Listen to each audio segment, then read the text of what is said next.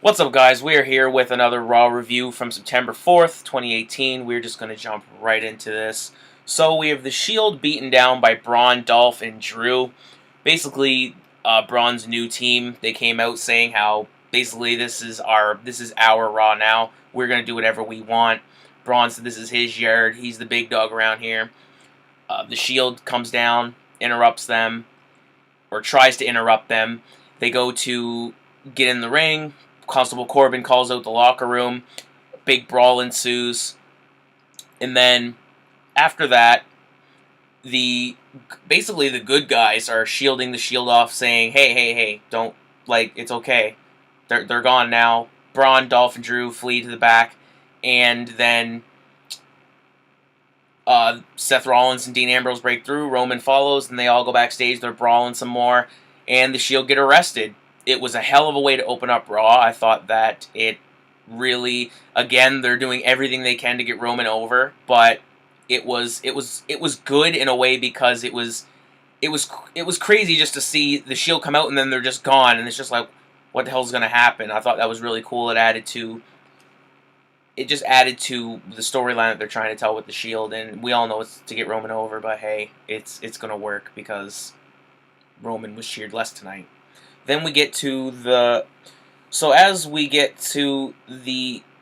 great opening of Raw, then the show just completely starts to go in a slump. Because then we had the Bellas versus the Riot Squad. The Bellas are terrible.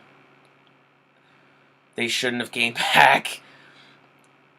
If you thought Sarah Logan was bad or Liv Morgan was bad, watch the Bellas, dude. Like, the Bellas were terrible. They were awful tonight. Brie almost killed herself twice.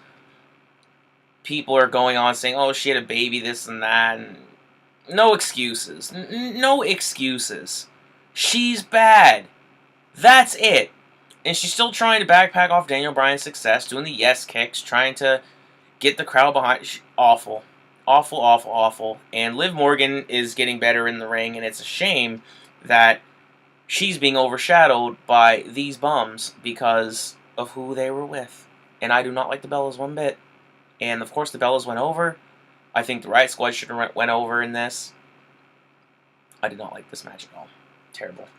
Then we get to a backstage segment with Finn Balor and Baron Corbin. Finn Balor is still angry from last week when Baron Corbin made their match a no disqualification when Baron Corbin got himself DQ'd. And Finn Balor basically just said, I want a rematch. No tricks, no strings attached. I want a man versus man, no man versus demon. None of this. And Baron Corbin said, you know what? I'm going to give you that match, Finn. I'm going to just give you the match, and we're going to see what happens. So, Constable Corbin made him and Finn Balor later on in the night. I did not want to see this match again. This match is getting the AJ Nakamura treatment. I'm not a fan of it, not one bit. Then we got Bobby Roode and Chad Gable versus The Ascension. This match was awesome. I found that it was more to showcase Chad Gable's talents. Bobby Roode got some moments in there. Bobby Roode is a hell of a talent. He's a legend. TNA mostly. And then he came to WWE, made an impact, no pun intended, in NXT. And then he came to the main roster and wasn't used very well as of late. But when he first came in, he was good. But yeah, I think they mostly just did this to showcase Chad Gable's strengths because I think there's going to be big things for Chad Gable, which I hope do happen because Chad Gable is a hell of a talent and he deserves it. Yeah, Chad Gable went over with the German suplex. He bumps him into the corner and keeps the momentum going and basically lifts some raw strength off the ground and then keeps the suplex. Does a really slow suplex, similar to when Kenny Omega does that move. Looks really nice. It's a hell of a spot. I love it. And yeah, Chad Gable and Bobby Roode went over on the Ascension. Good match. Again, it started off high. Bella match put it down, and then it was slowly starting to come back up. So that was good. Then we get an Elias segment, which was awesome. Elias is a master of having the crowd basically come to him and then basically tell him to go away. He is excellent at that. I think that he needs championship gold around his waist to elevate his character, though. I find that his character work is already great, but if he had the title around his waist, he would be a lot better, in my opinion. It would give him a lot more ammo, a lot more fuel to the fire, so to speak. But yeah, Elias can never put on a bad segment in my eyes. He is getting very good. I find he really needs to start wrestling more, though. They really need to start allowing him to wrestle a lot more in these shows, because these segments are great, but he's also very good in the ring. So if he did both of those, but I think they're going to do that. They're going to have him wrestle more when he goes to get more of a push. So I think that he's sort of just doing these segments to stay relevant, but to basically allow all these other feuds to go away. But he came out and crapped all over the Columbus crowd. Same old stuff, but again, Elias can make it work. He basically does his same thing. WWE stands for Walk with Elias. Who wants to walk with Elias? The crowd love him, and then he basically craps on their sports teams and their city, and they hate him. Alexa Bliss comes out to a great pop. She then does the same thing. She starts to act friendly, saying that the building that they were in was the same building she graduated from, this and that. She was doing the OHIO chants, and then Alexa just turns on them and says, "You know what, Elias? You were right. These guys are zombies. They're mindless. They're this. They're that." And then, of course, who comes out to ruin it?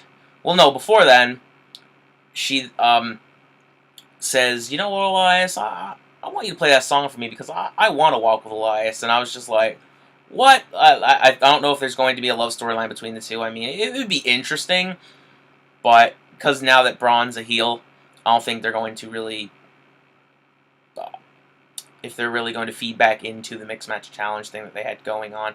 But I hope that they do an Elias thing with Alexa, because I think that would be pretty interesting. It was a pretty weird moment, but I was just like, that's crazy. And then, of course, the God's gift to women's wrestling, Ronda Rousey, comes out, and I can't stand her. I hate her.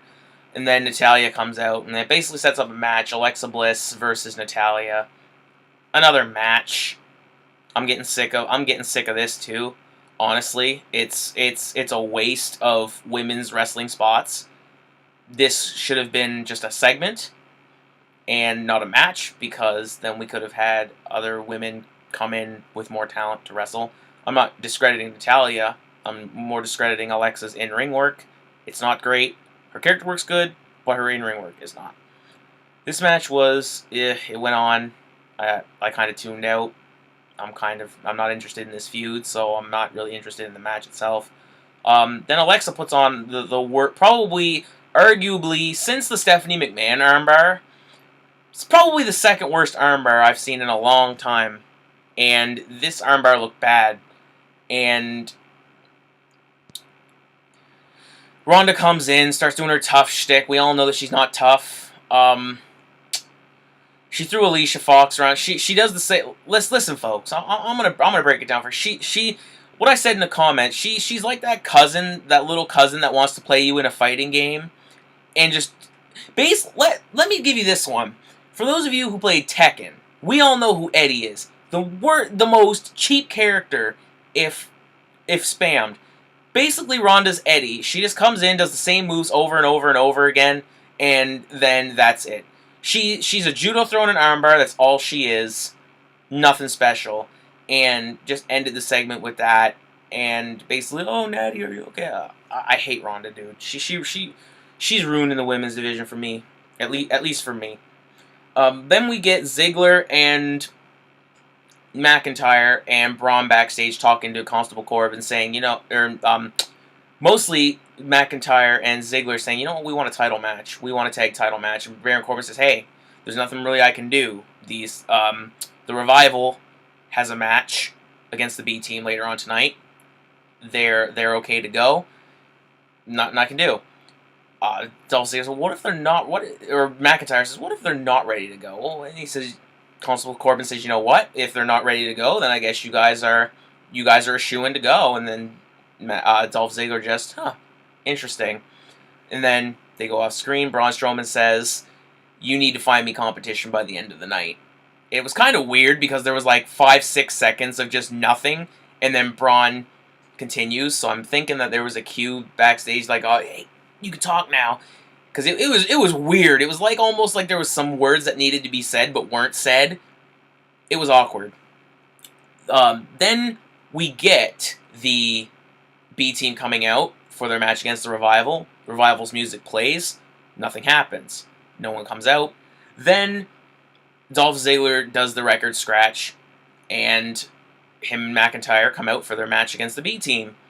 This was solid. The B team people are starting to get behind the B team more and more every week. The B team, go go go chants are getting a lot louder from what they used to be. The way nothing, just nothing. And now people are starting to get behind them. During the match, they do it. People get behind it. So I think it's starting to catch on. I think that they have enough of a foundation of the character now where they don't need the championships. I hope that they are away from the title scene, at least for a little bit, because they are a comedy team, and I find that the tag titles need a little more prestige to them on both shows.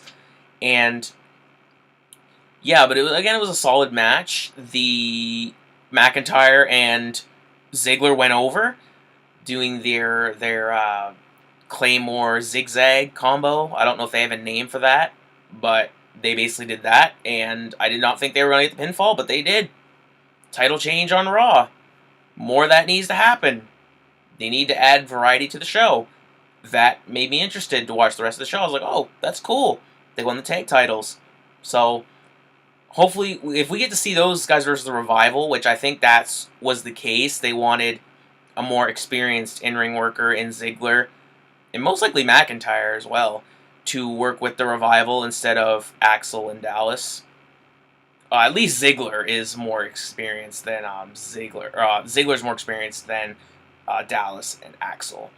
I don't know about McIntyre.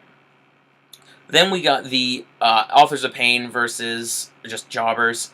Drake Maverick was with them. I haven't been watching 205 Live. I'm not really interested in 205 Live, to be completely honest with you. There's nothing that really makes me want to go watch the product, but I don't know what is his deal. He's basically their new manager now. Maybe they realized that Paul Ellering away from them was stupid, so they put Drake Maverick with them. He's a good talker, in my opinion. I like his energy. He brings off something unique, but I don't hate it. I don't dislike it. From what I see, I'm interested to see where it's going to go. But at the same time, he needs to not wear their stuff, because if he's not competing, it just looks stupid. It looks stupid. Because when I first saw it, I'm like, what's this? Is this like, what's this gimmick? And then when he said he's going to be their manager, so I hope he's just going to come out in a suit and just be their manager, basically be their mouthpiece, because we know that they cannot speak. They cannot speak well. The Authors of Pain are not good on the mic at all, so they do need a mouthpiece with them. And I think that Drake Maverick is the perfect pick for them. So the AOP went over. They basically just squashed the hell out of these jobbers, and Drake Maverick looked like the proud mother hen at the end. It was very funny, and again, I'm excited to see where it leads to. That's cool. That's cool to me. Bella segment with Ronda and Natalya. It opens up with Ronda and Natalya basically just soothing their wounds. They're just licking their wounds, just like, shame what happened to us out there. And the Bellas come in and kissing Ronda's ass, blowing smoke up her ass to fucking 1,000th degree. It was a disgrace. And then Nikki Bella, basically they're saying Nikki and Brie are just warm. They're trying to get close to Ronda. Basically what underling does to a boss. They do anything to kiss ass to get close to the boss. And what Nikki Bella said next, it really, really, really upset me to a point where I almost stopped watching. And Nikki Bella she said that, Ronda, it's awesome to see you as champion. You might go down, you might be the best champion we've ever had. So, Ronda Rousey is a better champion than... I don't even really like Trish and Lita that much, to be completely honest with you. I think they're a little overrated in my opinion. I always say that Molly Holly was the best in the Attitude Era. But, to say that Ronda Rousey might be a better champion than Trish Stratus, she might be a better champion than Lita, she might be a better champion than Molly Holly, a better champion than Chyna, Jazz. Really? Really? Mickie James? Oh man, this upset me, man. I'm still angry about it. That,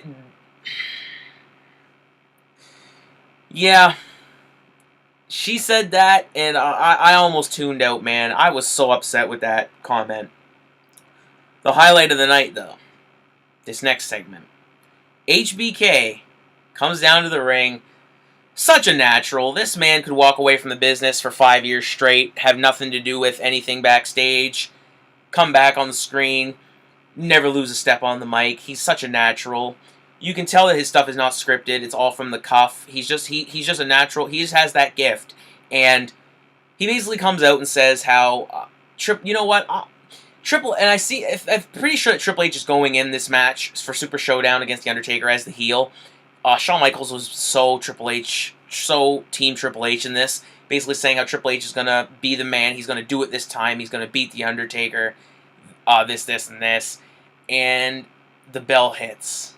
And there was speculation that The Undertaker might be back, but when he came out, gets a thunderous pop, like, it's The Undertaker. He's the coolest guy in wrestling, and he comes out.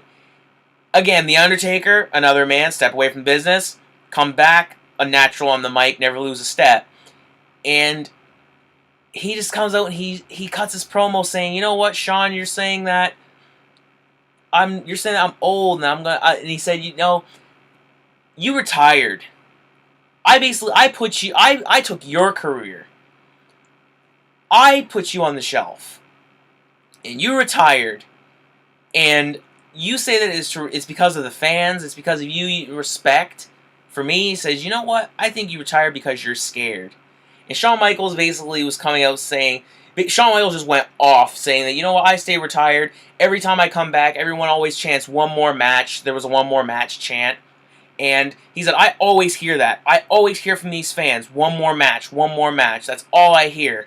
And I'm staying retired. And to his credit, he's a man of his word. He did stay retired because unlike Ric Flair, who retired and then like 2 months later he was wrestling on TNA, Shawn Michaels has not done any in-ring work since he retired. He's done some guest reffing, but when it comes to working a match, he stayed retired. He stayed to his word. And he had the crowd in the palm of his hands. The crowd, I think, was just awestruck at this, the fact that we were getting Shawn Michaels and Undertaker in a segment in 2018, and the crowd was just for this 100%, which they should have been, and Undertaker was awesome in this, and I don't know if they forgot that they were hyping up Triple H and The Undertaker, but it was almost like we were going to get another Shawn Michaels Undertaker match. I don't know about you, but I would like to see that, but I also want to see AJ Styles versus Undertaker. There was talk that AJ Styles wanted to always wrestle The Undertaker. That's a match for Mania 35. I hope that happens. But yeah, this segment was great. This was awesome. The Undertaker walks off and looks like a badass doing it. And yeah, this was cool. Then Corbin gets out of the Finn Balor match. He says, you know what, with everything going on tonight, the Shield getting arrested, all of this, you know, I have too much on my plate, Finn. I have too much on my plate. I cannot wrestle you tonight. But I have someone else in mind. Braun Strowman. And I don't like this match either, just due to the fact that it's just a generic big guy, little guy match. I'm not a fan of those, really, because one guy is a hell of a worker and the other guy's just really big, and he's a good worker in his own way, but he can't do anything to what the little guy can do. You know what I mean? It's like, what would you rather see? Finn Balor versus Braun Strowman or Finn Balor versus Seth Rollins? It's like, that match is 1,000 times better. That's a 5-star classic right there. And Finn Balor and Baron Corbin Finn Balor and Braun Strowman might be like a 2. because Braun's way too big to compete with Finn. But yeah, he basically just gets out of the match and says, yeah, you're going to have a match with Braun Strowman tonight. And Finn's just, this guy. And that really, that annoyed me, just because I did not want, I just don't like, I think Braun Strowman should be in a better, he should be wrestling at least Bobby Lashley. That would be a better use for him. Then it's Bayley and Sasha versus Dana Brooke and Ember Moon. Now, like I mentioned before, you have the Bellas in prime time looking like dog shit, and Bayley and Sasha are just riding the pine. And Ember Moon as well. I do not agree with this. Sasha and Bayley are being criminally underused. It's a goddamn shame. It's a goddamn shame. This match was alright. Dana Brooke is getting, again, she's always excelling in the ring. She's getting better and better the more ring time she gets. But Bayley and Sasha just being criminally wasted. They're close to being Becky Lynch last year. They're close to being Becky Lynch 2017. This match, it was a match. Bayley and Sasha went over, of course. Sasha gets the roll up on Dana in the corner, or not a roll, like a over the head cradle, and gets her legs and gets the pin.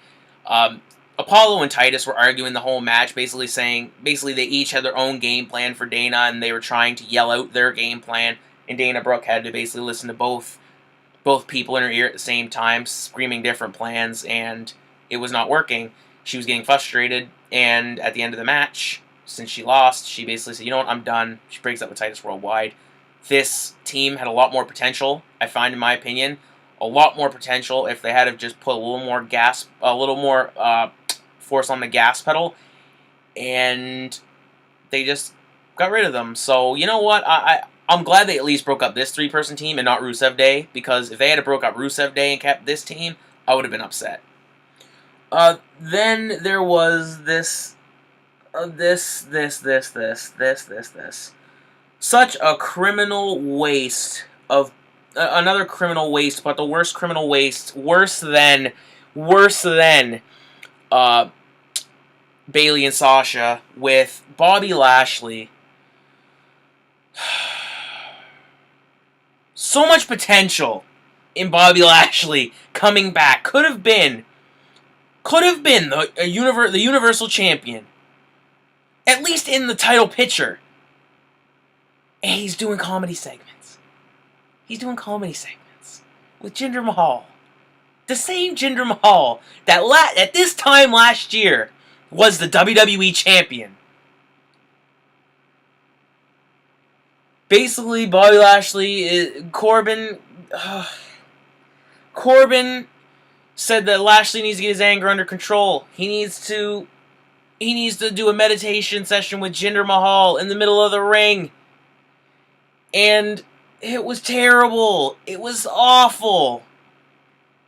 And even what happened later, because then they were sitting there meditating all this, and then the crowd got a little hype, and it was Kevin Owens. Why is Kevin Owens back? He just quit. He quit a week ago. There was the same potential. Kevin Owens. There was talks of him coming back as a Heyman guy, and talks of him coming back and Baron Corbin giving him the briefcase. So much storyline potential with Kevin Owens, and you waste it by him just coming back in a Lashley and Jinder Mahal segment. If your name's not Roman, Alexa Bliss, or Ronda Rousey, you're fucked when it comes to storylines. This was bad. It was like, okay, you're wasting Lashley, but then now you're showing us that you're wasting Owens. Oh my god, this again, the show started off great, went down, came back up, and went right down again, with a slight increase at the end. It was terrible, man. I was so mad when I saw Kevin Owens. Just with all the talk of him, of all this potential storylines he could have had coming back, which I was excited to see, and they didn't even bother using it. They just wasted him, and he just did a apron powerbomb on Bobby Lashley, and that was it. Um, then it was showed next week that we're getting Ronda Rousey and Natalya versus Alexa Bliss and Alicia Fox. We know that Natty's going to work most of the match. Ronda's going to come in, do her stupid arm stuff again, do a couple judo throws, and that's it. I'm tired of her, man. I'm sick. I'm physically ill with Ronda Rousey. I am so over her. She needs to go away forever. Ever. Forever, ever, ever. Then it is the main event of the night, Finn Balor and Braun Strowman. Again, it's just a big guy, little guy match. Finn Balor was working over Braun's neck with the sleeper. He was trying to just basically take out the monster and try to blindside him with just jumping on his back and trying to get the chokehold on him. Finn Balor was getting some offense in later on in the match. This, I don't really know what to think of it because Finn can be used a lot better, but it's like he's holding his own, so he's not getting buried in these matches as much. One power slam is bullshit, in my opinion, but it is the human. If it was the demon, he probably would have kicked out of one. But it was a match. It was a big guy, little guy match, but it was good for the story for what happened next. So all night they were getting tweets from Mike Rome, Michael Cole, and Renee Young. Renee Young was on commentary again, which awesome. I'm okay with. Corey Graves and Michael Cole and Renee Young were basically saying the whole night how they were getting tweets from Mike Rome. He was at the precinct that the Shield were at and basically giving updates to the Shield being arrested, and the Shield were free. They were free from jail. Bond was posted, or bail was posted, and yeah, all night they were just saying how the Shield were getting processed and all of this, and then at the end of the night, the Shield were free, and Braun beats Finn with the power slam, and then a siren hits, the police siren, and the Shield come out, and our Roman's driving the paddy wagon, and he comes out. Very little boos, I found, unless they really lowered the sound and hyped up the cheers, because Roman, there was barely a boo from what we usually got. And then Seth and Dean come out the back, and they just run to the ring, and then, of course, the locker room comes out again. And the locker room beats the hell out of the Shield. This was weird, because it's like, they're not... Why are they making the Shield look weak all of a sudden? Maybe they're looking strong because it takes all those people to beat the Shield, but all the heels, basically, the locker room were coming out and beating the shit out of the Shield. Seth Rollins was thrown against the paddy wagon, the police van. Got a hell of a cut on his arm. A hell of an injury on his arm. And Dean Ambrose was getting the shit kicked out of him on the announce desk. Renee Young was still silent during this, which I found was really weird again. But, yeah, the Shield were beaten down by the heels in the locker room, and then they were just laid out by the ring, all three of them. And Seth Rollins' arm was just gushing blood, and that was a cool visual. But I don't know what this entails for the Shield next week. Next week being the go home for Hell in a Cell. Are they going to have a match? Hard to say. I don't know. But the show just kind of ended like that, and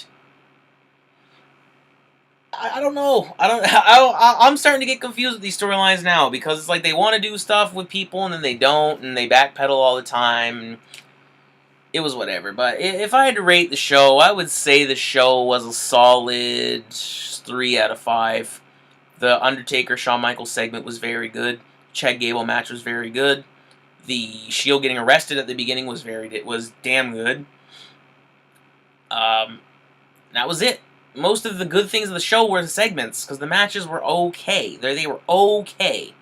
They could have been a lot better. The women's matches, all of them were terrible. All of them were terrible. Sasha Banks' match was terrible. The Alexa Bliss Natty match was god awful, and then the Bellas match, we're not even going to talk about that. But yeah, a very average episode of Raw. Last week's Raw was better. Yeah. So that was a Raw review for September 4th. I hope you guys liked this video. Hit the like button if you guys liked it. Hit the subscribe if you liked the video. Also, because you guys already know we like to keep it all the way G. Peace.